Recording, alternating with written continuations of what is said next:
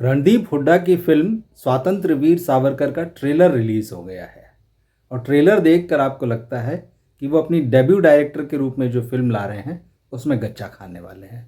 बिल्कुल, यहाँ पर वो फिल्म मेकर की तरह कम और इतिहास के टीचर की तरह ज़्यादा नज़र आ रहे हैं और ऐसा लग रहा है कि इतिहास को भी वो किसी खास अंदाज में ही आपको पढ़ाना चाहते हैं।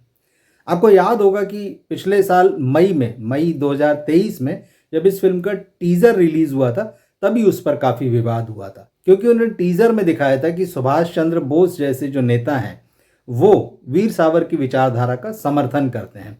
और विवाद इतना बड़ा था कि उस समय सुभाष चंद्र बोस के पड़पोते चंद्र कुमार बोस ने बाकायदा ट्वीट किया था, कई इंटरव्यू दिए थे मीडिया में, और उन्होंने कहा था अगर फिल्म बन रही है वीर सावरकर पर तो ये बहुत अच्छी बात है, उनका जीवन और उनका काम सामने आना चाहिए, उनका योगदान सामने आना चाहिए आज़ादी की लड़ाई में और देश को आगे बढ़ाने में, मगर इतिहास के तथ्यों से छेड़छाड़ नहीं की जानी चाहिए। लेकिन ट्रेलर देखने के बाद ऐसा लगता है कि रणदीप हुड्डा ने ऐसी बातों पर कोई ध्यान नहीं दिया है।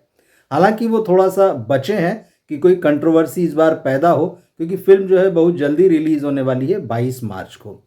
तो अगर आप ट्रेलर देखेंगे तो ये शुरू होता है इस डायलॉग के साथ कि हम सब ने पढ़ा है कि भारत को आज़ादी अहिंसा से मिली है, ये वो कहानी नहीं है। तो इस पहले ही डायलॉग में वो अपनी चीज़ को एकदम क्लियर कर देते हैं कि ये वो कहानी नहीं है जो देश के इतिहास के बारे में अब तक सुनाई जाती रही है। और जैसे कि टीज़र में भी उन्होंने कहा था कि देश की आज़ादी की लड़ाई में चुनिंदा लोगों ने आज़ादी दिलाने के लिए हिस्सा लिया था और बाकी तो जो है वो सत्ता हासिल करना चाहते थे। तो उनके इशारे जो हैं बहुत साफ साफ हैं। लेकिन जहाँ तक ट्रेलर की बात है, ट्रेलर मेकिंग के लिहाज से तो बहुत स्ट्रांग दिखता है, उसमें रणदीप हुड्डा के परफॉर्मेंस के लिहाज से बहुत स्ट्रांग नज़र आता है। कुछ सीन बहुत अच्छे हैं, जो वीर सावरकर का जो व्यक्तिगत कमिटमेंट उस आज़ादी की लड़ाई के लिए था वो दिखाई देता है। वो दिखता है कि वो कितनी शिद्दत के साथ जो है वो अंग्रेज़ों के खिलाफ लड़ रहे थे। वो चाहते थे कि सशस्त्र क्रांति हो देश में, ये बिल्कुल दिखता है और बिल्कुल अच्छी बात है, क्योंकि इतिहास बताता है हमको, देश की आज़ादी का इतिहास भी बताता है कि जब ये लड़ाई शुरू हुई तो दो रास्ते निकले, एक अहिंसा का और एक हिंसा का। लेकिन आज़ादी जिस रास्ते से आई, गांधी के आंदोलनों से आई, जिस तरह से, जिसमें बहुत सारे लोगों का बलिदान भी शामिल है, ऐसा नहीं कि सिर्फ गांधी अकेले हैं, उनके साथ चलने वालों का और उनकी बात न मानकर दूसरे तरह से लड़ने वालों सबका योगदान है। लेकिन सावरकर पर बनी हुई ये जो फिल्म है वो आपको एक ही तरफ ले जाना चाहती है। इसी ट्रेलर में आप देखेंगे कि मतलब गांधी जी ये कहते हुए दिखाई दे रहे हैं कि आज हम अंग्रेज़ों के पक्ष में लड़ेंगे तो कल वो हमारी मदद करेंगे। हम ये मान सकते हैं कि रणदीप हुड्डा ने जो रिसर्च किया होगा और ये सिर्फ फिल्म का डायलॉग नहीं होगा। अच्छा, ऐसे भी सीन है इस ट्रेलर में जिसमें वो सुभाष चंद्र बोस को सलाह दे रहे हैं, दूसरे अन्य क्रांतिकारियों को सलाह दे रहे हैं। तो इस तरह की चीज़ें हैं। ये ट्रेलर देखकर साफ लगता है कि वीर सावरकर को बहुत खूबसूरती से इस्टेब्लिश करने की कोशिश है, उनके योगदान को पूरी तरह से यहाँ पर रेखांकित करने की कोशिश है, और ये भी कोशिश है कि इतिहास के पन्नों में उन्हें जो उनकी सही जगह होनी चाहिए वो मिलना चाहिए।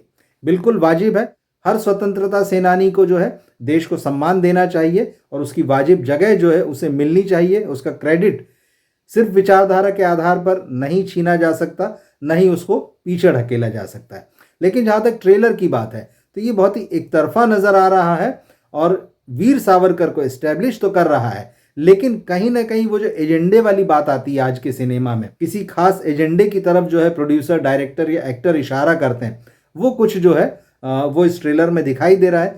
निश्चित रूप से ये बात जो है फिल्म के हक में तो नहीं जाती है। और अगर आप पूरे ट्रेलर को चलिए मान भी लें कि रणदीप हुड्डा ने पूरी कहानी को इतिहास में ही रखा है, उसका वर्तमान से कोई लेना देना नहीं, लेकिन ट्रेलर जिस जगह पर ख़त्म होता है वहाँ डायलॉग आता है, तो फिर इस बात की कलई खुल जाती है कि इस फिल्म को बनाने की पीछे मंशा क्या है।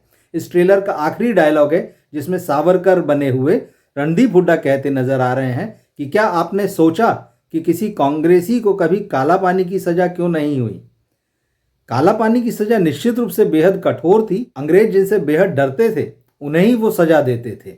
लेकिन इसका ये मतलब नहीं कि अगर बाकी जेलों में जो लोग रहें, आज़ादी की लड़ाई में बाकी जेलों में जिन्हें रखा गया, जिन्हें सज़ा दी गई, वो किसी तरह से कमतर हो जाती है।